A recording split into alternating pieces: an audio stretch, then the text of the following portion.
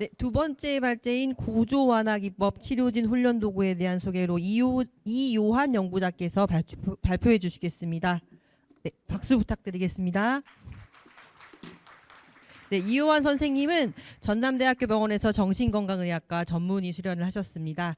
이후 성요한병원에서 오랜 기간 정신건강 전문의로 진료하셨고요.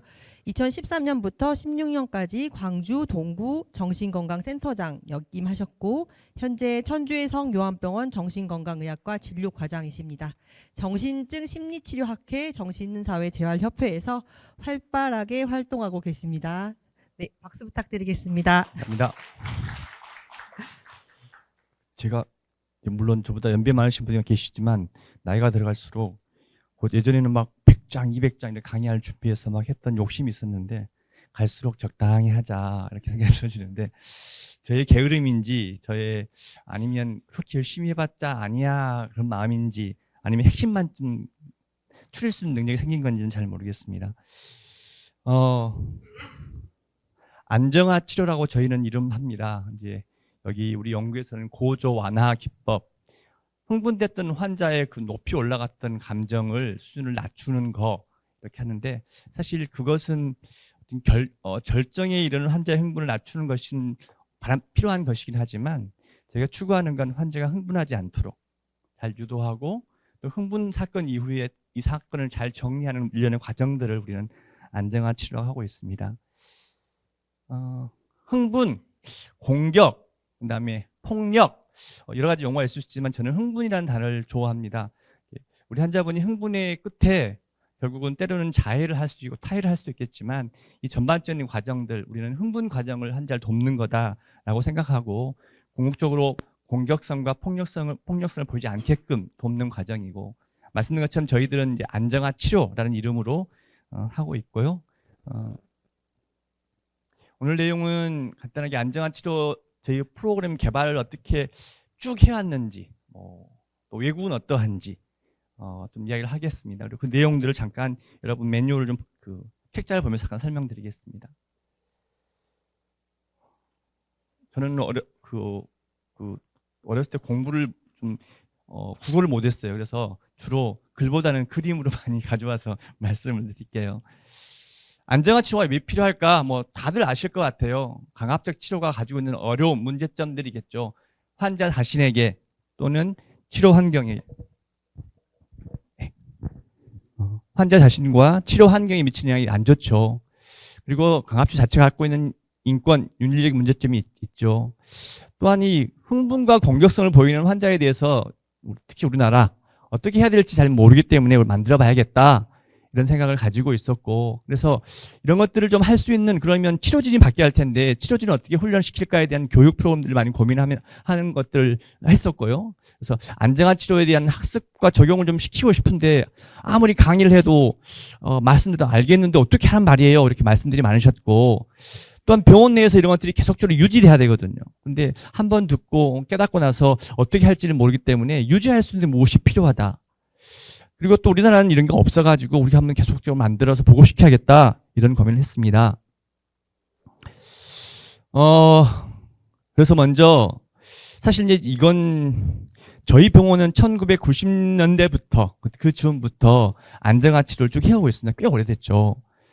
아일랜드 가서 배워왔는데 근데 제가 그 뒤로 쭉 바턴을 이어받아서 제가 하면서부터는 조금 더 체계적으로 하고 있는 과정인데 그 과정을 설명드리겠습니다.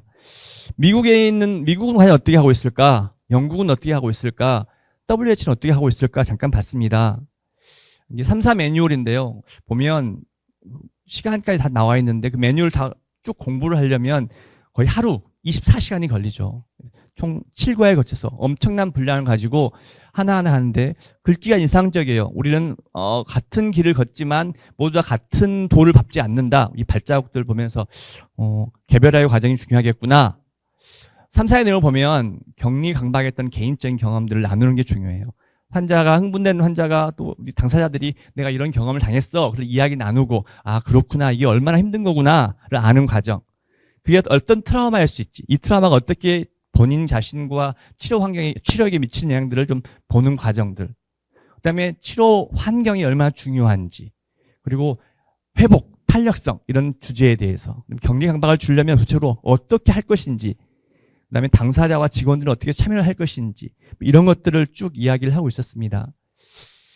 또 미국에는 보면요, 이런 단체들이 많죠. 요즘 미국뿐 아니라 영국도 그러던데요. 이게 국가에서 공인하는 기관들이 있나 봐요. 그래가지고 이 비가감이라든지 이런 의사소통 아니면 뭐 신체 억제 훈련 이런 것들을 가르치는 곳들이 생겼어요. 굉장히 오래된 역사를 가지고 있는 곳인데요. 여기서 보니까 계속 연구를 해요. 여러분 아실지 모르지만 펜실베니아 주에서 주립병원은 뭐 강압치를 거의 안 하는 비강압치의 성지인데요. 거기서는 이 만트에서 1년에 2번씩 6개월에 한 번씩 직원들을 다 훈련시켜요. 어마어마한 비용을 들면서 그런 과정을 거치면서 비강압이 세팅이 되더라고요. 이런 식으로 하고 있고, 내용을 잠깐 보니까 거기도 뭐 27시간, 한국 27 하루 넘는 과정을 통해서 여러 가지 의사소통 기술부터 해가지고 신체 기술 훈련, 회복이라는 개념들 가지고 계속 이야기를 나눕니다. 이건 영국에 대한 이야기고요. 영국도 이렇게 미국치를 가져와가지고 이렇게 하고 있더라고요. 비슷한 내용이고. 이제 WHO에서는 한 차례도 버전업이 됐긴 했지만 이렇게 퀄리티 라이츠에서 어떻게 하면 격리 강박들 다른 폭력적인 강압적인 방법들을 끝낼 것인가, 없앨 것인가에 대한 전략적인 연구해 가지고 굉장히 잘 나온 매뉴얼이 있습니다. 이게 이제 표지인데요. 거기 보면 비슷합니다. 회복, 격리 강박이 무엇인지, 강박에 대한 영향이 무엇일까, 우리들이 강박에 대해서 가지고 있는 고정관념, 강박은 꼭 필요해. 비강압은 너무 어려운 거 아니야? 뭐 이런 고정관념에 대한 도전들을 하고 있고요. 어떻게 우리가 이 환자에 대한 악화 요인들을 좀 살펴볼 것인지, 그다음에 개인화된 계획, 너무나 똑같은 치료 계획이 아니라 개별적으로 어떻게 개인화 계획을 세울 것인지, 점적인 진정을 어떻게 할 것인지, 우리가 어떻게 병동 문화를 그렇게 해줄게요, 이렇게 합시다, 이렇게 만들 것인지. 중요한 개념이 하나가 있는데 토픽 9에 보면 감각적 자극을 통한 접근. 우리도 화가 나고 우리 흥분되면 우리도 가끔씩은 음악을 들으면서 차를 마시면서 우리를 진정시키잖아요. 똑같은 원리로 그렇게 감각적 자극을 통해서는 접근을 하는데, 그런 방들을 만들어 놓은 걸 컴포트 룸이라고 그래요. 그런 방들을 만들어 보는 거. 이 모든 과정을 개인적으로 할 수 없잖아요. 팀을 이루어야 돼요. 내가 이렇게 할 때 넌 이렇게 도와주고, 옆에서 어떻게 하고, 어쩔 수 없이 억제할 때는 이렇게 하고, 이런 일련의 과정들을 하는 이 팀이 필요한데, 이 팀에 대한 이야기. 이런 것들로 구성이 되어 있더라고요. 사실 왜 자세히 말씀을 드리자면, 저희들이 이런 걸 가지고 와서 저희들이 거의 그대로 이 3사라든지 WHO 내용들을 많이 고려해가지고 저희들이 이제 매뉴얼을 만들었기 때문이고요. 이게 이제 그 원서 주제고요. 그래서 잠깐 세 곳을 살펴봤더니 세 곳의 교육 매뉴얼들이 가지고 있는 게 대부분 어마어마한 시간을 들인다. 이건 짧은 시간이 아니고 이것도 한 번으로 끝나는 게 아니다. 이런 거. 그 다음에 각각의 특징들이 좀 있더라고요. 그래서 어떤 매뉴얼들은 오픈되어 있기도 하고 좀 클로즈되어 있기도 하는데요. 이런 매뉴얼들을 참고하면서 저희들이 좀 매뉴얼을 만들어 봤습니다. 정리해보면 이 안정화 치료진 훈련 프로그램을 진행하려면, 이거 세팅하려면 어떤 주 요소가 필요하냐. 가장 중요한 리더십이에요. 백날 일해봤자 리더십이 안 바뀌면 안 될 텐데, 그 리더십은 병원장의 리더십일 수도 있겠지만 국가의 리더십일 수도 있죠. 국가가 돈을 대주지 않으면 할 수 없는 거죠. 한 명이 40명, 50명을 보고 있는 이 시스템에서는 절대 있을 수 없는 것들이겠죠. 그리고 데이터 관리를 잘하고 사건이 일어나면 계속적으로 관리를 모으는 데이터나 보고 시스템. 어떤 사건이 터지면 그 사건이 왜 생겼지? 원인이 뭐야? 우리 왜 어떻게 할까? 이런 보고하고 리뷰하는 시스템이 잘 발달돼야 되고, 중요한 건 당사자가 계속적으로 자신의 경험들을 이야기하고, 여기는 좀 나올지 모르지만 당사자 참여해주고, 이런 과정들이 정말 중요하죠. 이 흥분 사건은 병원의 문제나 센터에서 든 문제가 아니라, 흥분 사건은 환자를 중심으로 일하는 어떤 사건인 거죠. 그래서 환자가 중심에 있어야 되는데 우리는 배제할 때가 많죠. 그다음에 다른 촉발 요인이 뭘까? 조기 개입할 수 있는 방법은 무엇일까에 대한 이야기들이 정말 중요하고요. 아까 말하는 치료적 환경을 조성하는 거. 그다음에 고조 완화를 어떻게 할 것인지. 근데 정말 어려워요. 정신과의 면담은 원래 어렵지만 흥분 환자 면담은 더 어렵잖아요. 그래서 굉장히 어려운 그런 부분. 그다음에 아까 말씀드린 센서리 어프로치, 응급 반응팀, 사후 개입, 치료진 훈련, 이런 것들을 집어넣어가지고 매뉴얼을 만들었습니다. 저희 병원의 좀 흐름을 좀 보여드리고 싶어요. 우리 병원은 안정화 치료 도입을 1999년에 아일랜드 가가지고 직원들이 가셔서 배워왔고, 그 이음에 아일랜드 팀이 와서 이렇게 우리를 교육시켜줬습니다. 처음에는 신체 기술 훈련 중심으로 배웠고요. 그 뒤로 이것들을 계속적으로 개발, 정착하는 과정이 있어서 우리 병원은 해마다 1년에 2차례 정도 모든 직원이 총 8시간이죠. 4시간씩 2차례에서 교육을 받아야 됩니다. 그래서 함께 신체 기술 훈련을 배우고 어떻게 하면 고조 완화할 것인지, 어떻게 하면 우리 치료 환경을 잘 조성할 것인지에 대해서 계속 교육을 하고 지난주 토요일, 지난 토요일 제가 4시간 교육을 교육을 했습니다. 그 외에도 많은 곳에서 교육을 했고 WPA에서도 한번 우리가 발표하게 됐었고 우리 학회에서 지금 계속적으로 옥사를 진행하고 있습니다.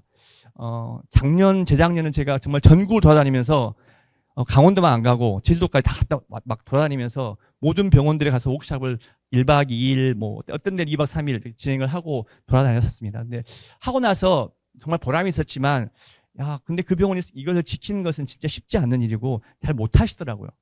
2번, 3번 가는 병원도 있는데 가서 하고 왔지만 쉽지 않은 것들이었습니다. 작년부터는 이제 우리 대한신경정신의학회 추계학술대 발표를 하고 있고요. 이번에 6월 달에는 핀란드에서 워크숍을 진행하고 왔었습니다. 이게 이제 작년 대구에서는 추계학술대에 발표한 장면이고요. 그다음에 부산 시립병원에서 했던 것이고, 이건 우리 작년에 우리 수원에서 했던 것이고요. 이렇게 좀 진행하면서 제가 좀 많이 배웠습니다. 이렇게 하면 되겠구나. 이런 것이 필요하구나. 그래서 우리 팀이 이걸 배우면서 이제 좀 이걸 가지고 조금 더 체계적으로 치료진을 위해서 어떻게 할 것인지 계속 이제 우리가 만들기 시작했습니다. 그래서 2차례 옥샵을 이제 그걸 만들어서 진행을 했습니다. 그래서 올해 1월과 10월 달 해가지고 정신의료기관, 그다음에 지역사회 정신보건시설, 발달장애 시설 그리고 50여 명을 대상으로 진행을 했고, 보통 20시간 이상씩 이렇게 2박 3일 이렇게 진행을 했습니다. 6시간이면 온라인 교육, 14시간 토론, 시기교육 했었고요. 그래서 그게 올해 1월달 담양에서 했었던 그런 교육 과정이고요. 가서 토론도 하고, 여기에 이제 정성호 선생님이 와서 같이 와주셨고요. 그다음에 이거는 이번에 10월달에 어느 교회에서 진행하는 워크숍이고, 이때는 많이는 오지 않으셨지만 굉장히 조별로 활발히 이렇게 토론을 진행하고 여기서 역할극도 진행하고 굉장히 유익한 시간이었습니다. 제가 이걸 쭉 진행하면서 저의 마음속에 든 것은 이제 일회성 워크숍으로는 좀 부족하겠다. 그리고 안정화 치료를 이해하고 숙지하기까지 또 원내의 보급 정착까지는 굉장히 시간이 부족하다. 이 20시간도 부족하겠다. 그리고 훈련을 받았음에도 특히 언어적인 의사소통을 통하여 환자를 진정시키는 과정은 진짜 어렵다. 그래서 계속적으로 다양하고 구체적인 상황에 또 사례에 맞는 매뉴얼한 교육을 계속 보급해야겠다. 지속적으로 반복하고 심화 훈련이 필요하다. 그래서 여러 가지 고민 끝에 이걸 하려면 3박 4일, 4박 5일 정도 필요하지 않을까라는 고민들을 하게 됐었습니다. 그래서 저희들이 이제 이런 고민 끝에 안정환 치료 책을 작년에 나왔고요. 지금 현재 매뉴얼들을 거의 만들었던 과정입니다. 작년에 제가 올해 초에 책이 나와서 이렇게 저희들이 가지고 있는 생각들을 정리했고요. 이것은 이제 이론적인 부분이 많이 포함된 거고요. 이번에 저희들은 이제 훈련 매뉴얼들을 만들었고요. 이게 이제 훈련 매뉴얼인데 그 매뉴얼 내용은 여러분들이 그 매뉴얼이 이제 어떤 게 있냐면 2가지가 있습니다. 안정화 치료진 훈련 워크숍 해가지고 아까 말씀드린 아주 긴 시간 동안 하는 매뉴얼이 있고요. 그 다음에 원내 교육 짧게 3시간씩 4시간씩 환자들 우리 치료진이 함께 모여서 하는 훈련 프로그램이 있는데, 오늘은 그 여러분의 책자의 워크숍 3에 보면 사례가 나와 있는데 그 사례를 중심으로 몇 개 그 사례를 가지고 계속 토론하는 과정, 거기에는 많은 치료적인 치료 요인이 들어가 있는 것들을 토론하는 과정들이 거기 나와 있습니다. 이거는 이게 이제 저희 병원 그 아까 말한 3시간짜리, 4시간짜리 교육을 하고 있는 장면입니다. 올해 6월 달에 했었고, 이번에 엊그제 했던 내용들입니다. 저별로 함께 이야기 나누고 함께 토론하는 과정들입니다. 제가 했던 건 마치겠습니다. 네, 말씀 잘 들었습니다.